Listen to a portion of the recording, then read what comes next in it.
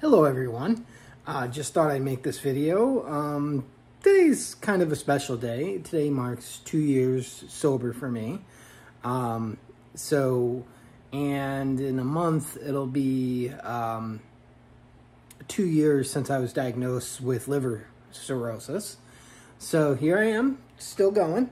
So thought I'd just, make a quick video about a few thoughts. And I also want to talk about the connection between alcohol and liver disease.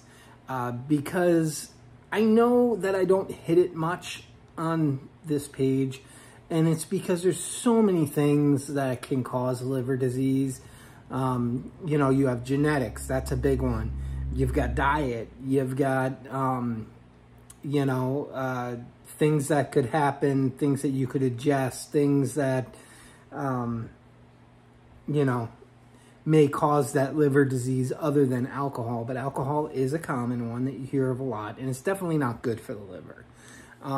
It does a lot of damage, and if you've already have a predisposition to liver disease, like it runs in your family, or if you may be with hepatitis C or any of the other hepatitis, A or B, it can lead into that cirrhosis. Liver cancer can come from being cirrhotic. I have to get screened every 6 months for that. But I want to talk about the connection with alcohol. What does it do? Why does your liver take such a pounding on it? See, the average person, you could have a drink, a healthy person, and I believe it's like an hour for the liver to metabolize that. And I could be off on that. I apologize. I'm not a doctor and I'm not a professional here. I'm just talking about my own experiences. So the average person who maybe drinks once a week, that generally is in moderation. That is itself generally isn't going to damage the liver.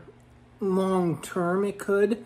I mean, any alcohol could essentially damage the liver. I mean, if we're talking in extremes, especially with somebody who's already a predisposition to having liver disease, like I did and not know it. Liver diseases run rampant in my father's side of the family, and it's a European descent. And there's also a common mutation in the gene that manages the iron in your body, and it's usually European descent. You get mutations in that gene. It's the HHE gene, and that's what I have, and that's what I was already predispositioned for it. And like many people, I turned to alcohol at one point in my life. Because I was going through a rough situation. Well, first it started out as social. I only drank for about 2.5 years. I didn't drink prior to that for a good 13, 14 years. Didn't even have a drought. I drank a little bit from 21 to 25 and then didn't really drink anything until I was like 39. And now I just turned 44. So... but anyway, I started noticing, even just short after, drinking occasionally and drinking with people, I noticed that my legs were swelling. And, of course, I didn't want anyone to tell me that I can't drink. I mean, how dare anyone tell me what to do? I make my own decisions. Roar, I am man, hear me roar. Or something like that. That was meant to be funny. So we started drinking socially and then went through a rough patch, divorce, separation, all that, and moving out. And I started turning into it more heavily.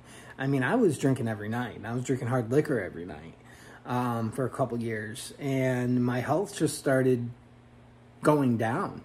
So alcohol itself can definitely damage the liver, especially if you're a heavy drinker or you're an alcoholic.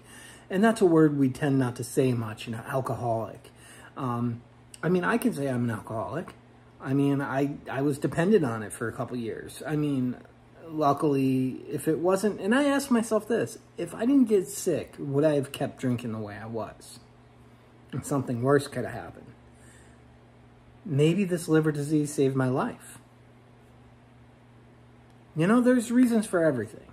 And, you know, I try to put the pieces together, and it is tough living with liver cirrhosis because, one, you don't know when things are going to turn sideways because it could happen slowly or it could happen extremely fast.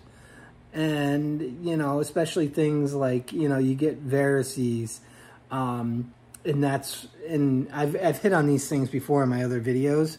Varices are veins that shouldn't be there. They tend to burst in your esophagus, and they can bleed out. I've had like 9 of them banded. But, you know, drinking can also cause pancreatitis, lots of other health diseases, health issues. So alcohol itself is not really good for the body, not at all. And, you know, the same with smoking and all that stuff, but that's a different video for a different time. No, but, you know, drinking in moderation occasionally, you know, once a week, once a month, you know, maybe every weekend or something like that. You know, I mean, I truly believe that in moderation, it's not the worst thing in the world. But when you depend on it in your body and you have to have it, and there's lots of addictions out there, not just alcohol.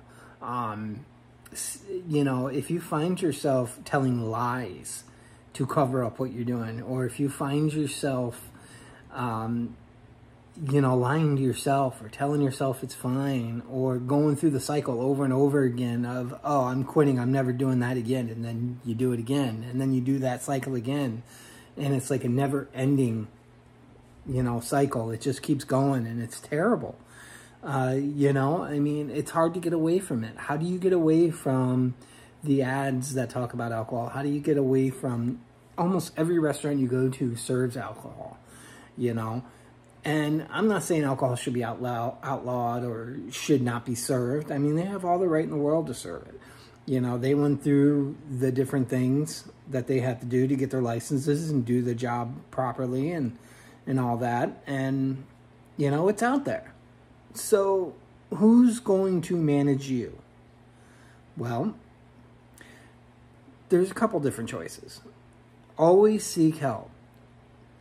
Okay? Don't be afraid to speak out and say to somebody, and you know what? If you truly believe you have a problem and you come to somebody, right? Maybe you pick the person you drink with.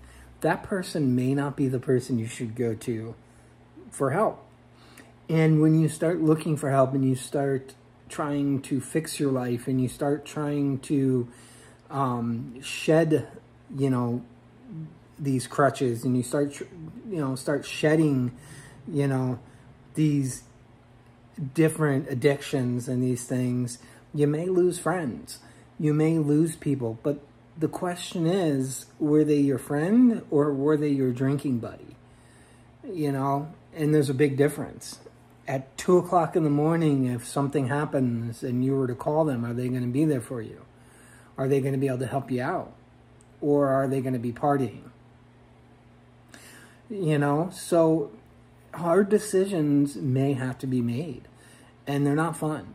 And, you know, I mean, I've lost everything at one point or another.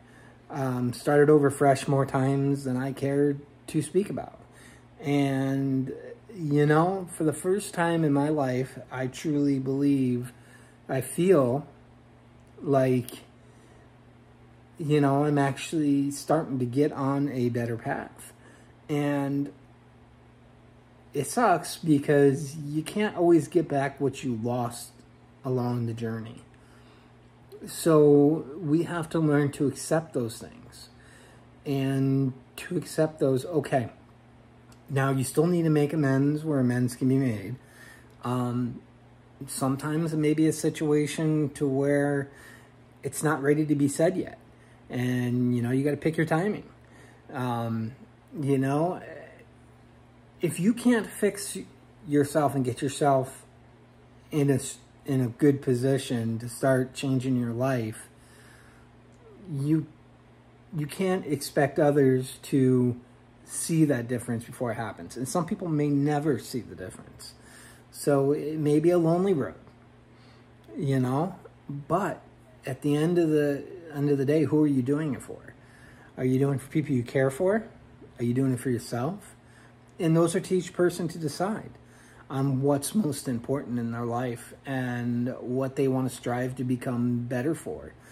And, you know, so, and I apologize if this video is a lot of rambling back and forth, back and forth. It's not the easiest thing to talk about, you know, but I wanted to be transparent because I come out here and I make these videos and I talk about the liver disease. Well, there's other sides to it too. There's, you know, and that's a big one's the alcohol.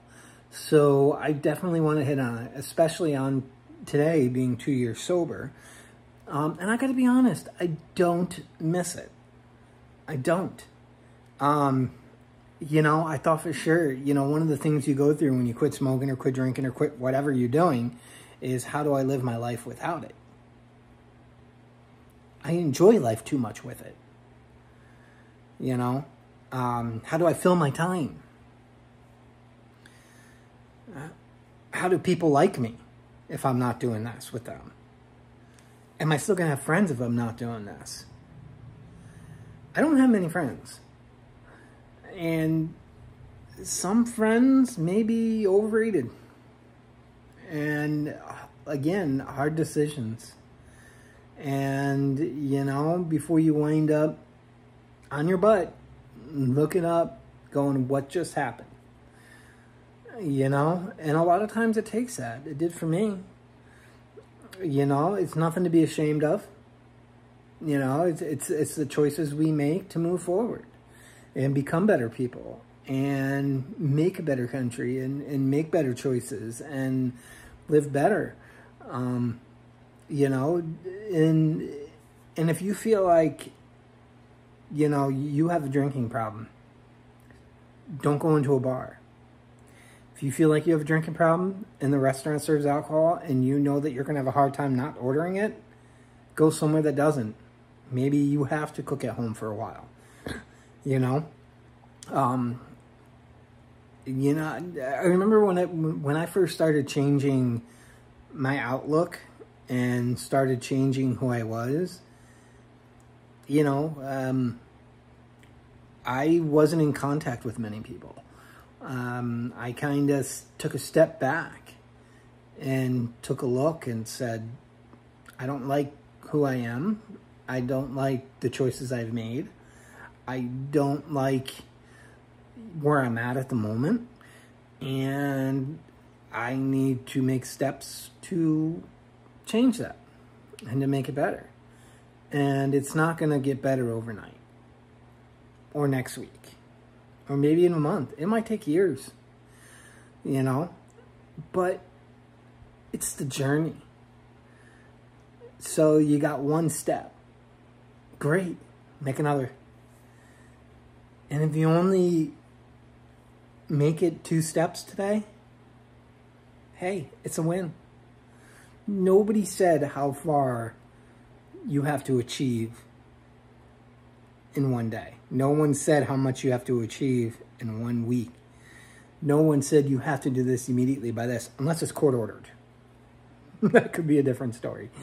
You know, so find something positive in your life, something to latch onto, something you enjoy doing. Keep the ones in your heart that matter. Even if you're not in constant contact, remember those people. You know, it's definitely not going to be easy, but I believe that everybody's got the ability to do it. And if you don't have any friends or nobody's there and everything you hear is negative, talk to your doctor. Find a church. A lot of people may not believe in certain religions, but if there's people around that care enough not to judge and they're willing to reach their hand out, maybe you should take the hand. That was hard for me. That was hard for me. So anyway, I don't want to end this on a negative. So let's, my goal. Well, I'm going to talk about goals. Maybe we should set goals, right?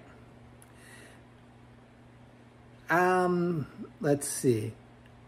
For me, my biggest thing is, you know, I don't know. You know, hey, here I am. Well, it's raw footage. You know, I tell you what.